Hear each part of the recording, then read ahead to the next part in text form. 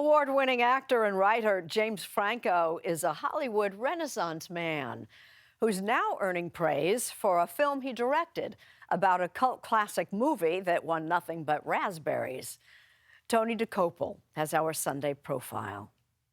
There are a lot of things I would like to do other than watch a bad movie for 2 hours, and yet there are hundreds of people in there. Why are people packed for this? Well, you'll see. I mean, it's a event. This is a midnight screening of The Room, a 2003 film so bad, it's almost good. You are lying. I never hit you. You are tearing me apart, Lisa! It's considered one of the worst movies of all time. And this guy, Tommy Wiseau, the film's director and star, has become a cult hero. 14 years later, his film is still in theaters. You're really gonna make this thing? We are going to go together. What's more, Wiseau and his critical flop are the subject of a new film that's a critical darling. This is my movie, and this is my life. The Disaster Artist, directed by and starring James Franco. You have a malevolent presence. You are a perfect villain. I could see you as Dracula, Frankenstein. I'm not Frankenstein. I'm hero. Wiseau introduced Franco to The Room's fans. James Franco! He's right here!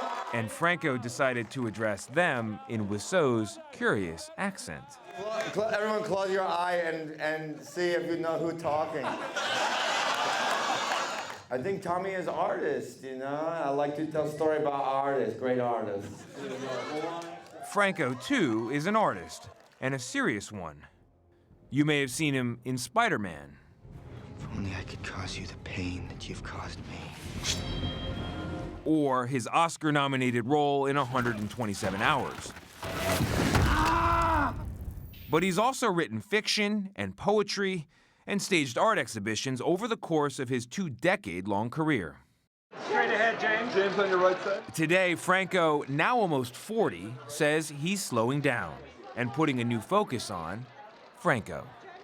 We've been surfing, what, like 5 months now? Yeah.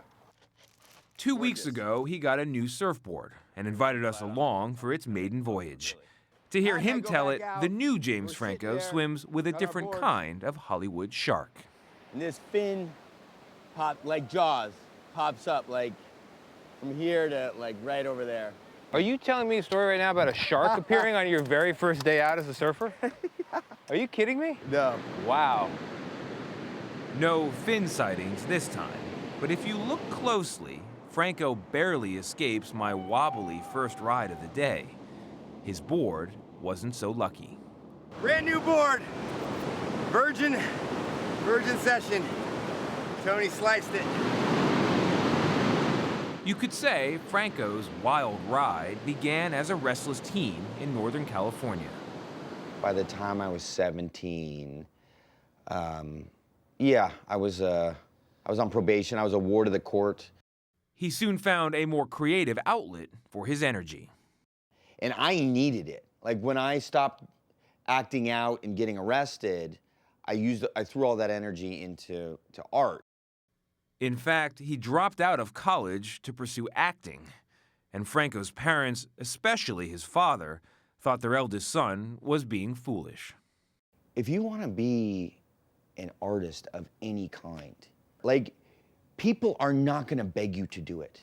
You have to want to do it. You have to put in the work. You have to prove it. My parents didn't believe in me. You know, it's like I had to do it. Franco's career took off. From the outside, looking at that, people are thinking, guy's got it all. Money, success. Yeah, but? But how are you feeling? It sounds like you have a but. Well, I mean... I was at this point where I was really depressed. And like you said, from an outside perspective, it looked like, oh yeah, I've got this great career. But I was depressed. In search of relief, Franco became a student again in 2007. And in typical Franco fashion, he didn't get 1 degree, he got 7. And let's not forget, he was still acting, directing, and teaching at several universities. At one point, I was doing a Broadway play of Mice and Men, I was acting in a film and producing a film during the day, and on my day off on Mondays, I was flying back to LA and teaching at 3 schools. And so that is insane. That's an insane person. Oh, Kaina, my sweet little Carolina, baby, I'm coming home to you. These days, he's playing a new tune with his weekly ukulele group, another one of those hobbies he didn't used to have time for. And as for his relationship with his father, who passed away in 2011, he's had some time to ponder that as well. It was really hard for him to express how proud he was, but my mother did tell me, like, he would follow my career and get really excited when things were going well. He wouldn't, maybe he didn't even know that he wasn't telling me as much as he could have. But my mom said that he was really, really happy. And so